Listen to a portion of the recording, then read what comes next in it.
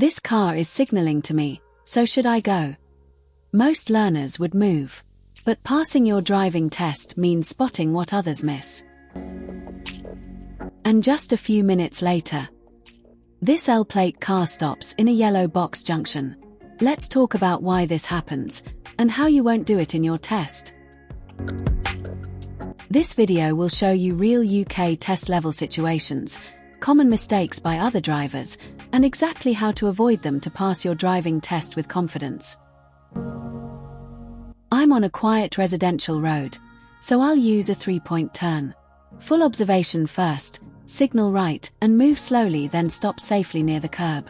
After checking again, I reverse carefully while looking over both shoulders. Observation and control are more important than speed. That's what examiners look for. And once the road is clear, I complete the turn and move away safely. On roads like this, there are often parked vehicles, pedestrian crossings, and a 20 mph limit.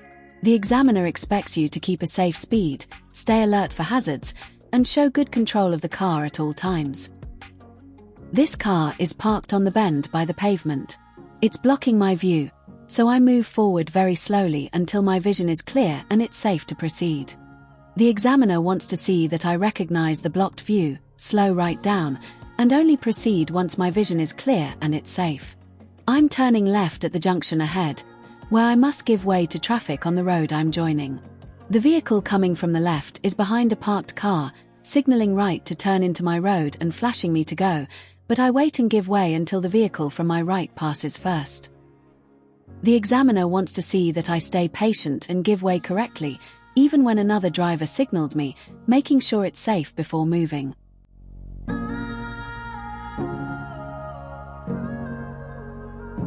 Now I am making a left turn from the giveaway junction, ensuring it's safe and clear before moving. For this turn, I approach slowly, first looking to my right and then at the road I'm joining. This way, I avoid approaching too fast, having to brake harshly, and stopping and starting repeatedly. The speed limit for the road I am joining is 30 mph. The examiner expects me to choose a safe gap, accelerate smoothly, and match the new speed limit while maintaining full control of the car. While spotting a safe gap to join, I also need to make sure the traffic signal stays green so I can safely accelerate and match the new speed limit of 30 mph. I miss one safe gap. From the examiner's point of view, missing a safe gap is a minor fault for hesitation. But I stay patient and wait for the next safe opportunity to join. I join the middle lane because the left lane becomes a bus lane a short distance ahead, so this avoids unnecessary lane changes and keeps my positioning correct for the road. A dual carriageway can often have a higher speed limit than a single carriageway, but here it's clearly signed as 30 mph, so I follow the signs. I accelerate smoothly up to 30, stay out of the bus lane, and stay alert for traffic lights and changing traffic, exactly what the examiner expects. I keep checking my mirrors regularly so I'm fully aware of what's happening around me. This shows all-round awareness, planning, and safe driving, which are exactly the qualities the examiner is looking for.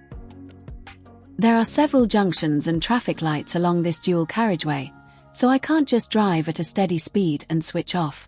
I keep scanning ahead, checking my mirrors, and reading the lights early, so I'm prepared if a pedestrian steps out, a vehicle turns, or the signal changes. This forward planning helps me adjust my speed smoothly, avoid harsh braking, and stay in full control, exactly what the examiner wants to see. Vehicles ahead are queuing at a red traffic light, so I slow down early and prepare to stop, keeping a safe distance from the vehicle in front. The examiner wants smooth, planned braking, no harsh braking, but also not driving excessively slow too early, which could be marked as a minor for undue hesitation or progress if it affects traffic behind. When stopped, if you can see the back tires of the car in front, you're usually far enough back. But don't only rely on this. When the vehicle in front starts to move, don't rush. It may stop again or suddenly accelerate. Stay ready for both. The best way to predict this is to look beyond the car in front and read what the traffic ahead is doing. This forward planning helps you move smoothly, avoid harsh braking, and shows the examiner strong awareness and control. Traffic is in a stop-and-go flow, so I stay patient, keep a safe gap, and move smoothly, ready to stop again at any moment. The signal is turning amber and then red, so I stay calm, ease off early, and brake smoothly to a controlled stop. I check my mirrors, showing the examiner good anticipation, control, and planning. The signal turns green and the vehicles on my left and right start moving. But I first check that there's enough space ahead. Once I can see a clear gap and know I can fully clear the junction, I move off safely and smoothly. By doing this, I won't block the junction or the next signal. If you block other vehicles at a junction, it's a serious fault and will result in a test fail. That's why patience matters more than rushing. Waiting a few extra seconds, checking the space ahead, and only moving when you know you can fully clear the junction shows maturity, control, and exam-ready driving. Remember, smart waiting passes tests, rushing fails them. I'm now moving into the right lane, so I check my mirrors, signal early, and change lane smoothly and safely because I need to take slight to the right, and after about 300 yards there's a right turn. Even though both lanes can take me onto that road, in busy or congested conditions the examiner expects drivers to use all available lanes to keep traffic flowing. By planning early, checking my mirrors, signaling clearly, and changing lanes smoothly, I show good awareness, correct positioning, and strong forward planning. As you can see, the middle lane is jammed with vehicles going straight, so waiting behind them would be unnecessary. I check my mirrors, signal, and move back into the left lane when it's safe, keeping traffic flowing and positioning correctly for the road ahead. A learner driver ahead is struggling to move off, so I stay patient and give them time. As a good driver, I avoid honking or flashing. Everyone starts their driving journey in the same position, and patience is part of safe, responsible driving. Let's look at this junction. Even though the traffic signal is green, the traffic is stop and go, so I need to be extra careful with the yellow box junction and only enter if my exit is clear. You can see the learner driver has stopped in the yellow box junction. If this was his or her test, it would be a serious fault, because stopping in a yellow box junction can block other traffic and cause disruption. I check my mirrors and change lanes because staying behind the learner driver is unpredictable. The learner driver handled this signal really well, keeping a steady, controlled speed through the amber light.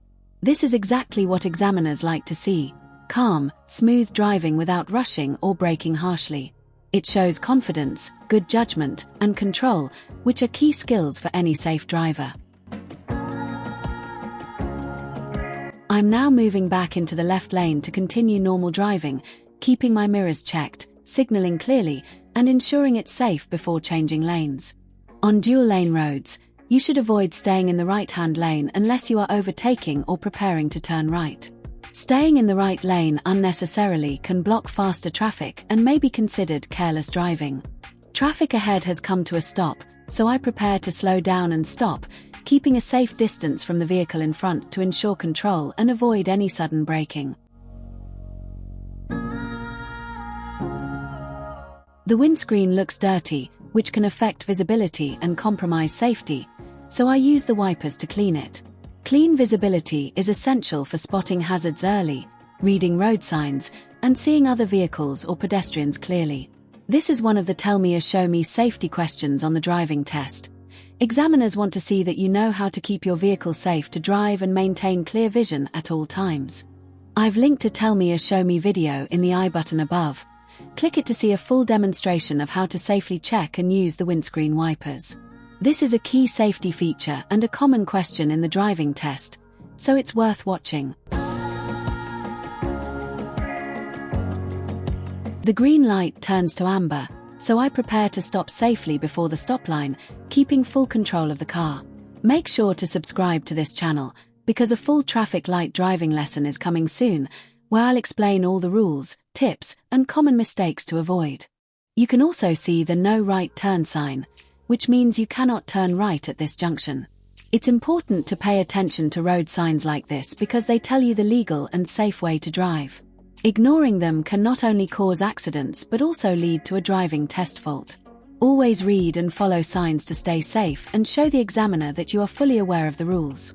The traffic light turns green, and it's safe to move off. I check my mirrors, look all around for any hazards, and then accelerate smoothly, staying in full control of the car. I'm now changing lanes to proceed towards the Clyde Tunnel, following the MSM routine: mirrors, signal, maneuver.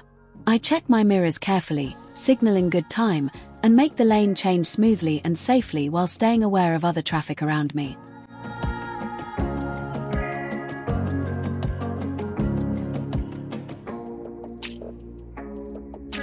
I now need to move into the left lane, coming off the slip road of the Clydeside Expressway, because I'll be taking a left turn after the Clyde Tunnel.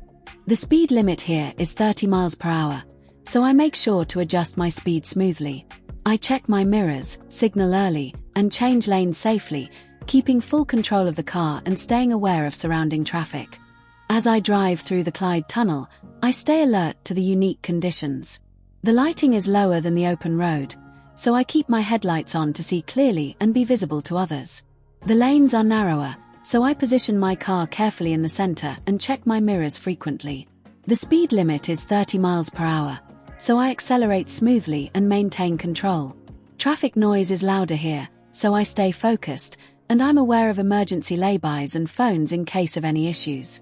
Driving steadily, signaling appropriately, and keeping good lane discipline in the tunnel shows the examiner confidence, control, and safe driving skills.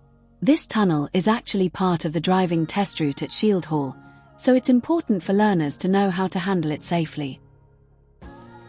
As I'm preparing to turn left just after the tunnel, I signal left early, check my mirrors, and position the car correctly in the lane. I also keep an eye on surrounding traffic to make the turn safely and smoothly. Here, the right lane is merging into the left lane. I'm turning left here, so I slow down, check for traffic coming from the right, and make the turn smoothly when it's safe. I'm approaching a traffic light-controlled roundabout and taking the second exit, straight ahead. The light is green, so I check my mirrors, make sure the exit is clear, and proceed smoothly and safely. Vehicles are parked along the left side of the road, which creates extra hazards. Someone could open a door, a pedestrian might step out between cars, or an oncoming vehicle may need to pass close to me.